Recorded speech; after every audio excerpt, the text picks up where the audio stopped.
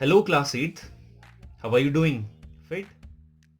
We have started exercise 2.2 and we solved question number 1. Now it's time for the questions 2, 4, 5, 9, 10 and 14. What about the rest of the questions?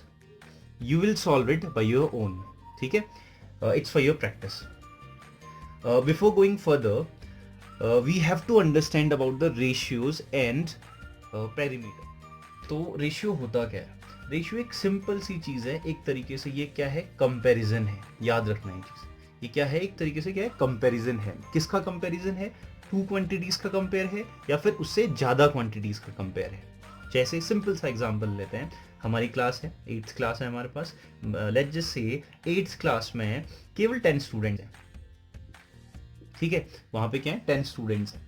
अगर इन 10 students में मैं कहूं कि 7 जो हैं वो अपने आप में बॉयज हैं और 3 जो हैं वो अपने आप में गर्ल्स हैं. ठीक है, तो अगर मैं इसको रेशियो की फॉर्म में लिखूं 7:3 बॉयज रेशियो गर्ल्स, यानी कि मैंने क्या किया? बॉयज और गर्ल्स का एक रेशियो लिखा. रेशियो का मतलब क्या है? ये कंपैरिजन है कि किसी क्लास में टोटल 7 + 3 कितना होता है? 10. टोटल 10 स्टूडेंट्स हैं जिसमें से बॉयज कितने हैं? 7. गर्ल्स कितनी है? 3. तो ये अपने आप में क्या है? एक बेसिक फॉर्म है रेशियो की, रेशियो को समझने के लिए. एग्जांपल्स और समझ लेते हैं इसको क्लियर करने के लिए. चलो लेट्स जस्ट से हमारे पास कोई क्लॉथ है 3 मीटर का एक क्लॉथ है. ठीक है, और तुम्हारे पास भी एक क्लॉथ है लेट्स जस्ट से 5 मीटर का एक क्लॉथ है. अगर मैं इसको 3:5 में लिखूं तो इसका मतलब तुम्हारे पास कितना कपड़ा है? 5 मीटर कपड़ा है. मेरे पास कितना कपड़ा है? 3 मीटर कपड़ा है. ये क्या है? अपने आप में रेशियो है. ठीक है, और एक और एग्जांपल ले लेते हैं. लेट्स जस्ट से अब देखो, ये तो थी सिंपलेस्ट फॉर्म जहां पे हमें क्या है? डायरेक्टली हमने लिखा और हमने कहा कि एक रेशियो हो गया. ठीक है, अब देखो दूसरी बात करते हैं. अब सोचो कि मेरे मार्क्स आए 30% आउट ऑफ 100. ठीक है, तुम्हारे मार्क्स आए let's just say 70% out of 100. अब मैं अपने मार्क्स और तुम्हारे मार्क्स का रेशियो फाइंड करना चाहता हूं, यानी कि कंपैरिजन फाइंड करना चाहता हूं, एक रिलेशनशिप फाइंड करना चाहता हूं, कुछ भी कह लो. ठीक है, तो मैं क्या लिखूंगा? 30:70. ठीक है, तो देखो ये अपने आप में एक सिंपलेस्ट फॉर्म नहीं है, बस यही डिफरेंस है. एक सिंपलेस्ट फॉर्म में क्या है? अब क्या होगा? शॉर्टेस्ट फॉर्म में कन्वर्ट नहीं कर सकते हो. ठीक है, इसको तुम शॉर्टेस्ट फॉर्म में कन्वर्ट कर सकते हो. कैसे? अगर मैं दोनों को 10 से डिवाइड करूं या फिर एक तरीके से ऐसा कह दूं कि 0 से 0 कैंसिल हो गया, तो क्या बचेगा? ये 3:7 बचेगा. ठीक है, तो यानी कि हमारे मार्क्स थे कितने? 30% और 70%, और तुम्हारे मार्क्स कितने? 70%. लेकिन हमारा रेशियो कितना है? 3:7 आ गया. कैसे आ गया? ये समझ में आ गया होगा. ठीक है, रेशियोज जो है सिंपलेस्ट फॉर्म में अपनी क्या होते हैं? स्टैंडर्ड फॉर्म में होते हैं. लेकिन फिर भी अगर जो तुम सोच पाओगे यार ऐसा नहीं, ऐसा ही लिखता हूं मैं, तो ये भी अपने आप में एक रेशियो है. ये कोई अलग चीज नहीं है. This is also called ratios but not in a standard form और सिंपलेस्ट फॉर्म. सिंपलेस्ट फॉर्म क्या होती है? ये डिवाइड करने के बाद शॉर्टेस्ट फॉर्म में लिख लोगे तो उसे हम क्या कहते हैं? सिंपलेस्ट फॉर्म कहते हैं.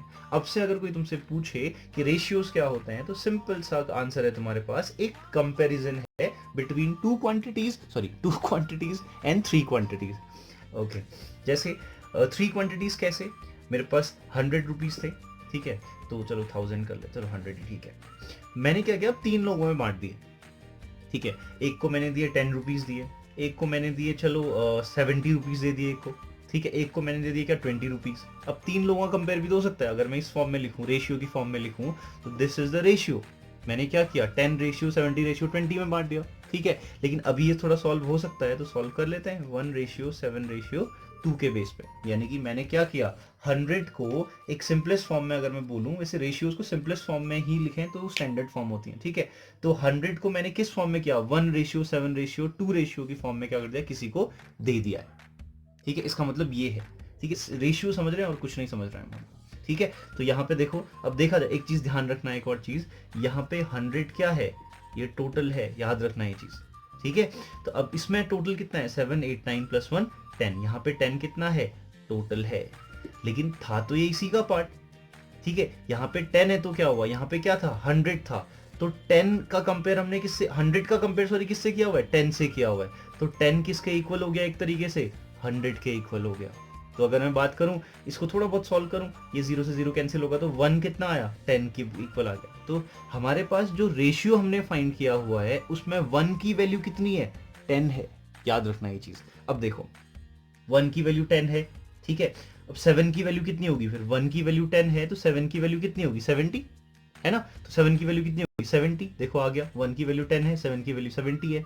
2 की वैल्यू कितनी होगी, 1 की वैल्यू 10 है तो 2 की वैल्यू कितनी होगी 20। तो यानी कि इस फॉर्म से इस फॉर्म में भी हम क्या कर सकते हैं, कंपेयर कर सकते हैं। ठीक है, अगर ये समझ में नहीं भी आया होगा तो हम क्या करेंगे, क्वेश्चंस के बेस पे हम क्या करेंगे, रेशियो को समझ लेंगे बस। लेकिन फिलहाल मेरा टारगेट ये था यहाँ पे कि तुम्हें क्या समझाऊं मैं, रेशियो एक्चुअल में क्या होता है। तो ये अपने आप में क्या है, एक कंपैरिजन है, रिमेंबर दिस। Now perimeter. अब पेरीमीटर क्या होता है, देखो कई लोगों को, कई बड़े बच्चों को तक को डेफिनेशन क्लियर नहीं होती है कि पेरीमीटर क्या है। सिंपल सी डेफिनेशन समझ लेते हैं हम, क्या होता है पेरीमीटर। जैसे रेशियो समझा हमने, रेशियो क्या होता है, सॉरी रेशियो क्या होता है, रेशियो अपने आप में क्या होता है, एक कंपैरिजन होता है या फिर एक रिलेशनशिप होता है, किसके बीच में, किसी भी क्वांटिटी के बीच में, कुछ भी हो सकता है। वैसे ही पेरीमीटर क्या होता है, सिंपल सी चीज है। What is perimeter, perimeter is like this.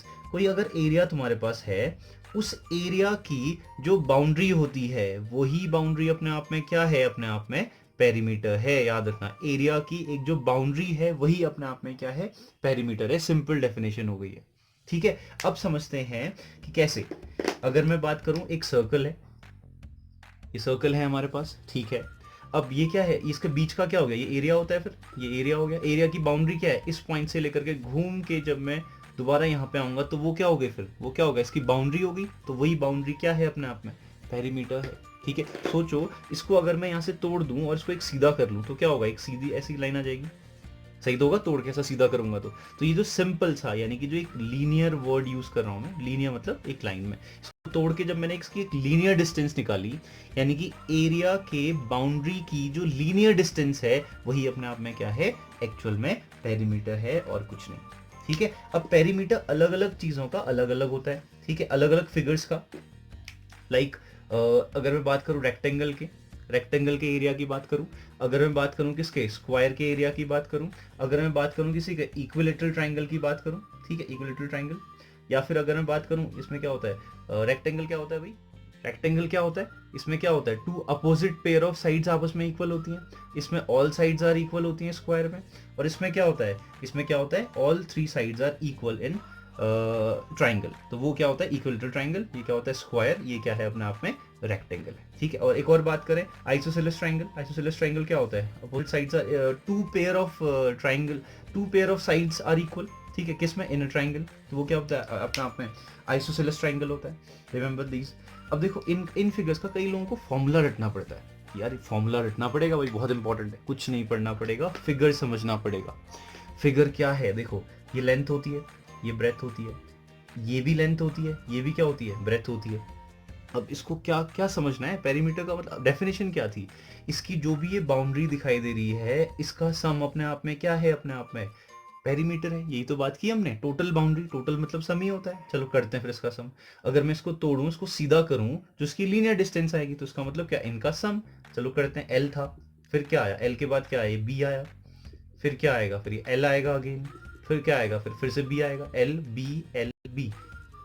यही तो होता है। तो इसी को फॉर्मूला बना दिया, एल प्लस एल क्या होता है, twice of L, plus B कितना होगा, ट्वाइस ऑफ बी, है ना। तो यानी कि ओवरऑल क्या हुआ फिर। अब अगर मैं बात करूं किसी रेक्टेंगल के क्या पेरीमीटर की बात करूं तो क्या हो गया। अब देखो अगर मैं यहाँ पे से two and two are common, ठीक है, टू कॉमन अगर ले लेता हूँ तो क्या बचेगा, एल प्लस क्या बचेगा, बी बचेगा। तो यानी कि पेरीमीटर ऑफ व्हाट, रेक्टेंगल क्या होता है, 2 इंटू एल प्लस बी। ये अपनी कॉपी में नोट कर लेना जिसको नहीं आता।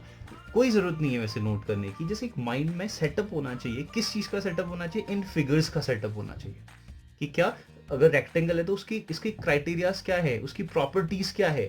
ठीक है, ये चीज पता होनी चाहिए। और पेरीमीटर है तो पेरीमीटर की डेफिनेशन पता होनी चाहिए, वो ये डेफिनेशन। ठीक है, तो ये फॉर्मूला बन गया 2 इंटू एल प्लस बी। आया कहां से, यहीं से तो आया। ठीक है, अब बात करते हैं हम किसी स्क्वायर की बात करते हैं। लेट्स जस्ट से इसकी साइड ए है, ये भी ए है, ये भी ए है, ये भी ए है। पेरीमीटर सॉरी स्क्वायर में सारी साइड्स इक्वल होती हैं। What is perimeter, linear distance of boundary. अगर मैं इसको तोड़ के सीधा करूं, जो इस लीनियर डिस्टेंस होगी वही अपने आप में क्या पेरीमीटर है। या फिर एरिया है, इसके बीच का क्या होगा, एरिया की जो बाउंड्री है वो अपने आप में क्या, बाउंड्री की टोटल डिस्टेंस, बाउंड्री का टोटल अपने आप में क्या हो गया, पेरीमीटर होगा। ठीक है, तो करो फिर टोटल क्या है। यहाँ से इस पॉइंट से स्टार्ट करते हैं, ए प्लस ए प्लस ए प्लस ए, यानी कि क्या, ए प्लस ए प्लस ए प्लस ए, 4 ए। तो लोग क्या करते हैं, रटने लग जाते हैं। किस चीज के लिए, इस चीज के लिए, what is the area of square, 4a, 4a a mean side होगा नहीं ना, क्या करना है भाई, स्क्वायर तुम्हें मालूम है चारों साइड्स का एडिशन क्यों करना है, यानी कि बाउंड्रीज का एडिशन करना है, ठीक है, you have to add the 4 sides of क्या, स्क्वायर, ठीक है। अब बात करते हैं क्या, इक्विलेटरल ट्राइंगल, सिंपल से, अब बताओ उसका क्या होगा, 3a, exactly, a plus a plus a is 3a, खत्म हो गई बात। अब ये क्या है, आइसोसेलेस ट्राइंगल, आइसोसेलेस ट्राइंगल की प्रॉपर्टीज क्या होती हैं, two opposite sides are equal, अगर ये a है तो ये भी a होगा, तो ये क्या होगा, ये अलग साइड होगी विच इज b, ऐसा ही तो होगा। तो अब क्या बात करते हैं, अब इनका सम कर लो, ये तो पेरीमीटर होता है, तो a plus B is what, a plus a is twice of a plus b, ऐसा कुछ होगा। तो इनको एक फॉर्मूले के पैटर्न में बुक में लिखा हुआ होता है, हमें याद करने की जरूरत नहीं है, हमें केवल समझने हैं फिगर्स को और उनकी प्रॉपर्टीज को, और पेरीमीटर है, एरियाज है, इनकी डेफिनेशन पता होनी चाहिए कि क्या होता है, ठीक है। चलो अब एक्सरसाइज 2.2 स्टार्ट करते हैं। नाउ एक्सरसाइज 2.2 क्वेश्चन नंबर 2, ठीक है, जितना समझना था हम समझ गए। And I am assuming that you are holding your book right now, ठीक है, क्योंकि मैं क्वेश्चन नहीं लिखने वाला हूँ बट सॉल्यूशंस करने वाले हैं, ठीक है, लेकिन गिवन वाली चीजें सारी की सारी यहाँ पे मेंशन करेंगे। चलो question number 2 is the perimeter of a rectangular swimming pool. देखो अब ये पेरीमीटर की बात आई है और रेक्टेंगल की बात आई है, ठीक है, याद रखना ये चीज, यानी कि अपने आप में क्या है हमारे पास, एक क्या है, रेक्टेंगुलर स्विमिंग पूल है, ऐसा कुछ, ठीक है। अब फिगर्स मैं तो सजेस्ट करूंगा कि ज्योमेट्री में या फिर मेंसुरेशन में फिगर बहुत इंपॉर्टेंट होता है, बना लिया करो, ठीक है। तो ये है हमारे पास क्या, रेक्टेंगुलर स्विमिंग पूल है। चलो स्विमिंग पूल कर देते हैं इसको, यहाँ पे तैर भी रहे हैं, ठीक है। तो ये हमारे पास क्या है, स्विमिंग पूल है, ठीक है। The perimeter of a rectangular swimming pool is 154 metre, ठीक है। चलो देखते हैं, अरे हाँ सॉरी, पेरीमीटर अगर हमारे पास है तो पेरीमीटर एक लेंथ होती है, एक ब्रेथ होती है, एक लेंथ होती है और एक क्या होती है, ब्रेथ होती है, ऐसा ही होता है, ठीक है। अब इसी का पेरीमीटर गिवन है, हम सिंपल सा लिखते हैं, ज्यादा कुछ बड़ी लैंग्वेज में नहीं लिखेंगे हम, ठीक है। Perimeter of rectangle is equal, क्या होता है भाई पेरीमीटर ऑफ रेक्टेंगल, सॉरी इसमें गिवन है कितना है, 154 मीटर, ये हमारे पास गिवन है 154 मीटर, क्या है अपने आप में पेरीमीटर है। हमारे अकॉर्डिंग पेरीमीटर क्या होता है, हमारे अकॉर्डिंग भी पेरीमीटर होता है, पेरीमीटर ऑफ रेक्टेंगल, हमारे अकॉर्डिंग क्या होता है पेरीमीटर ऑफ रेक्टेंगल, हमें पता है रेक्टेंगल ये है हमारे पास फिगर, हमें पता है पेरीमीटर, अगर हमें फॉर्मूला याद नहीं भी है तो हम फाइंड कर सकते हैं, कैसे, हमें पता है एक पॉइंट से हमें क्या करनी है, बाउंड्री की टोटल डिस्टेंस फाइंड करनी है, L plus B plus L plus B, यानी कि ट्वाइस ऑफ एल और ट्वाइस ऑफ बी, यानी कि 2 कॉमन लेके मैं डायरेक्टली लिख सकता हूँ एल प्लस बी, अभी हमने थोड़ी देर पहले डिस्कशन किया हुआ है कि कैसे, ठीक है। ये क्वेश्चन के अकॉर्डिंग था 154 मीटर, हमारे अकॉर्डिंग कितना है, 2 इंटू एल प्लस बी। चलो आगे बढ़ते हैं, अब क्या है देखो, अब गिवन है it's length is L, length is, ठीक है, इट्स लेंथ इज कितना गिवन है भाई, लेंथ इज 2 मोर, क्वेश्चन के अकॉर्डिंग चल रहा हूं मैं, ध्यान से देखना, length is 2 more than twice, 2 more than twice, ये रहा ट्वाइस ऑफ इट्स ब्रेथ, ये पूरा पूरा क्वेश्चन में बोला हुआ है, अगर तुम्हारे पास बुक सामने पे है, ठीक है, तो यहाँ पे क्लियरली देख सकते हो तुम कि क्या, यहाँ पे बिल्कुल क्लियर मेंशन है कि क्या है, the perimeter of a rectangle of a swimming pool is 154 metre, fine, its length is 2 more means ज्यादा, यानी कि plus, then twice means double, twice its breadth, ये चीज हमें गिवन है, what are the length and breadth of the pool, ये question है हमारे पास, ठीक है। अब फाइंड करते हैं फिर, देखो ये चीज, ये हो गया सिंपल सा, L इक्वल टू कितना हो गया, 2 प्लस 2 इंटू बी, इसको इक्वेशन नंबर 1 सपोज कर लो, ठीक है। हमें क्या मालूम है, देखो हमें एक चीज गिवन है, ये भी पेरीमीटर है, ये भी अपने आप में क्या है, पेरीमीटर है। तो देखो क्या मैं लिख सकता हूं कि क्या according to question, according to us और according to question right now what we have, perimeter ये दे रखा है 154 मीटर, और पेरीमीटर ऑफ रेक्टेंगल कितना हमारे अकॉर्डिंग कितना है, 2 इंटू एल प्लस बी। अगर ये भी इसी फिगर का पेरीमीटर है, ये भी इसी फिगर का पेरीमीटर है, तो ये दोनों चीजें आपस में क्या होंगी, इक्वल होंगी, है ना। ये भी पेरीमीटर है, ये भी पेरीमीटर है, इसी फिगर का, दो एक ही चीज के पेरीमीटर्स हैं तो वो तो इक्वल होंगे, ठीक है। बस ये क्या है, वेरिएबल्स में है, ये क्या है, सिंपल टर्म्स में, तो यानी कि क्या, ये दोनों आपस में इक्वल होंगे, तो यानी कि 2 इंटू एल प्लस बी अपने आप में किसके इक्वल होने वाला है, 154 मीटर के इक्वल होने वाला है, ठीक है। चलो आगे बढ़ते हैं, अब क्या बढ़ता है आगे, 2 into L plus B equal to 154 हो गया, ठीक है। अब हमें क्या मालूम है, इस एल की जगह पे मैं क्या लिख सकता हूँ, 2 प्लस 2b लिख सकता हूँ मैं, ठीक है। ये इसको ऐसा न लिख के तुम डायरेक्टली क्या भी लिख सकते हो, ये बात देखिए, एल की जगह पे क्या लिख सकता हूँ, 2 प्लस 2b लिख सकता हूँ। एल कहाँ पे है, ये रहा, ठीक है। ध्यान रखना ये चीज, हमने क्या किया, इस L equal to 2 plus 2b की जगह पे, एल की जगह पे मैं क्या लिखने वाला हूँ, एल की जगह पे 2 प्लस 2b लिखने वाला हूँ। इस एल की जगह पे लिखने वाला हूँ 2 प्लस ट्वाइस ऑफ b लिखने वाला हूँ। इस एल की जगह मैंने ये लिखा हुआ है, ध्यान से देखना, कोई भी चीज स्किप नहीं करूंगा मैं। प्लस b था तो प्लस b है हमारे पास, ब्रैकेट है, 2 था तो 2 है हमारे पास, इज इक्वल टू है 154 है तो 154 है हमारे पास। अगर इतनी चीज समझ में आ गई है तो अब हमारे पास ब्रेथ सॉल्व होने वाला है, ठीक है। अब ये लीनियर इक्वेशन बन गई है। लीनियर इक्वेशन क्या होता है, जिसकी डिग्री 1 होती है, याद रखना ये चीज। अभी क्या है, b वेरिएबल है, इसकी डिग्री कितनी है, 1 है, highest power is the degree, ठीक है। अब इसको सॉल्व करके b की वैल्यू हम फाइंड कर सकते हैं। चलो करते हैं, चलो इसे लिखते हैं। ये 2 था तो 2 लिख लिया मैंने, ठीक है। ब्रैकेट है तो ब्रैकेट है 2, ठीक है, प्लस 2b प्लस b कितना होता है, 2b plus b is 3b is equal to कितना है, 154, ठीक है।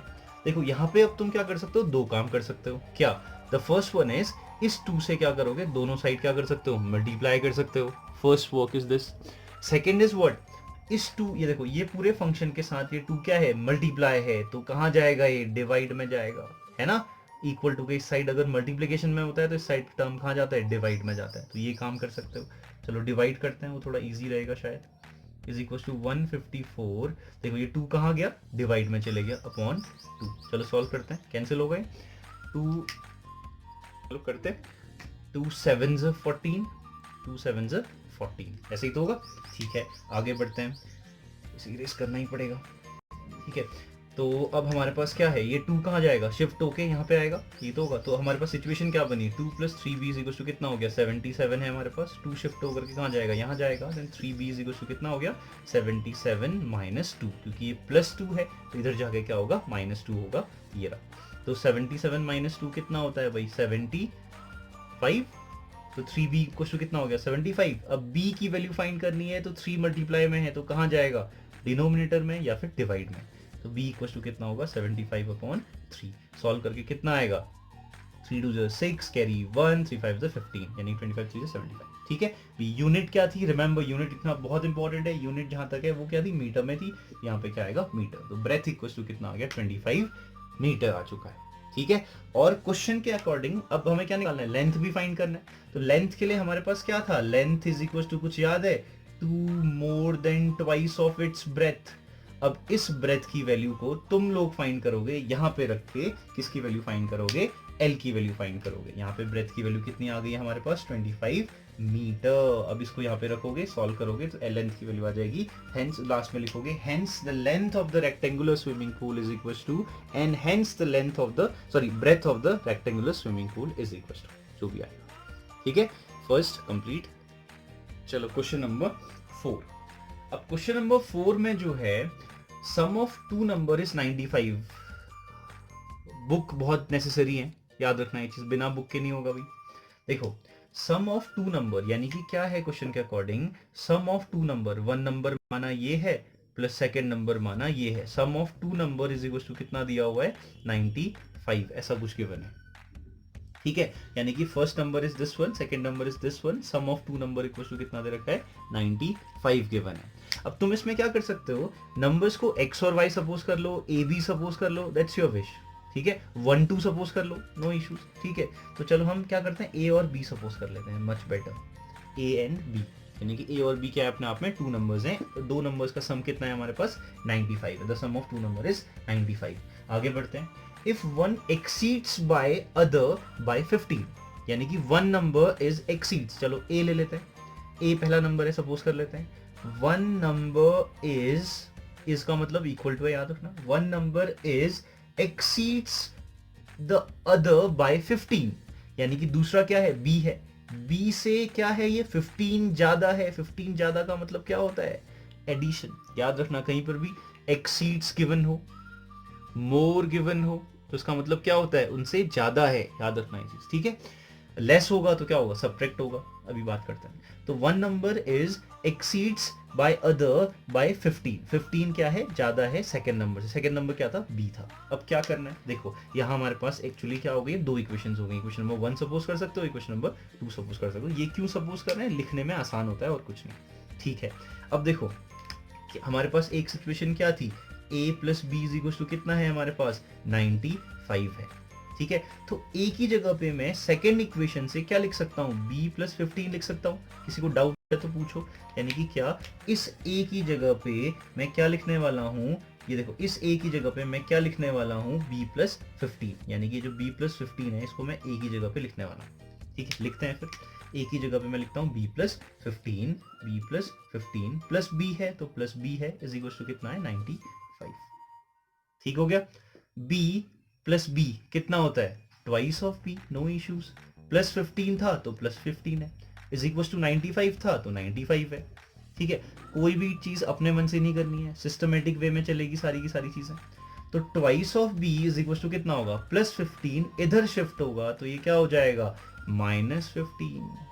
95 माइनस 15 कितना होता है, 80, ये तो होगा। तो twice of b is equal to कितना आ गया, 80 आ चुका है। अगर ट्वाइस ऑफ b 80 है, now we can find it out the value of b। तो b इज इक्वल टू कितना होगा, ट्वाइस है, मल्टीप्लाई है, तो ये कहाँ जाता है, डिवाइड में जाएगा। 80 डिवाइडेड बाई 2 कितना होगा भाई, 40, 2 4 8, तो 40। तो b की वैल्यू कितनी आ गई, 40 आ चुकी है हमारे पास। और अगर b की वैल्यू हमारे पास कितनी आ गई है, 40 आ चुकी है, तो हम इस b की वैल्यू को कहाँ रख सकते हैं, यहाँ पे रख सकते हैं इक्वेशन नंबर 2 में। तो लिखना पड़ेगा, putting the value of b कहाँ पे, इन इक्वेशन किसमें, 2 में। सेकेंड इक्वेशन में हम b की वैल्यू क्या करने वाले हैं, रखने वाले हैं। चलो रख लेते हैं।